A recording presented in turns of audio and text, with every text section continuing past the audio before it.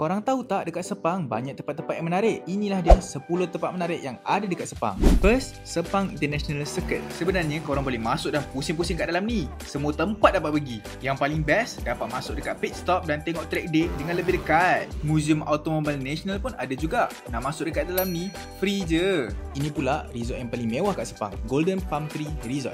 Nak pergi bilik pun kena naik bagi. Bilik dekat resort ni memang sangat mewah dan selesa. Toilet pun luas, balcony pun ada juga.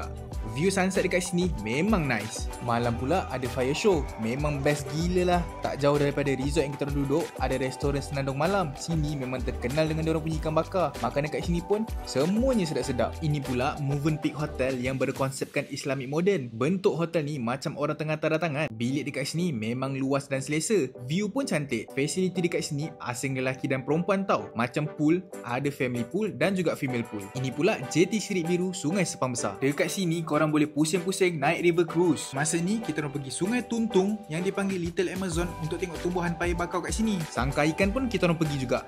Tengoklah besar-besar ikan dekat dalam sangkar ni. Yang ni HL Dragon Fruit Farm. Dekat sini ada binaan buah naga terbesar dalam dunia. Dalam buah naga ni ada museum lukisan glow in the dark tentang sejarah Sepang tau. Siap ada rooftop lagi.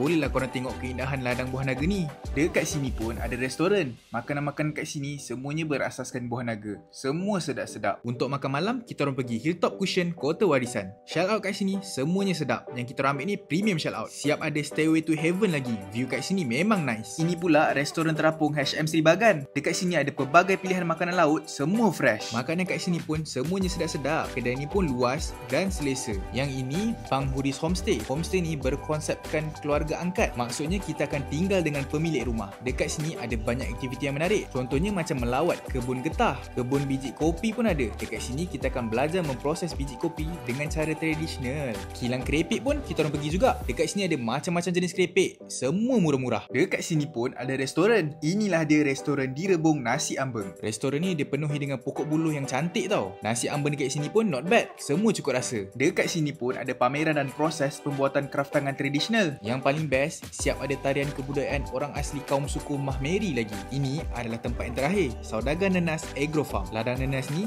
berkeluasan 4 ekar. Dekat sini pun ada restoran juga. Makanan-makanan kat sini semuanya diperbuat daripada buah nenas. Makan sambil layan view kat sini memang nice. So inilah dia 10 tempat menarik yang ada dekat Sepang. Jadi kalau korang pusing Selangor, singgah Sepang dulu!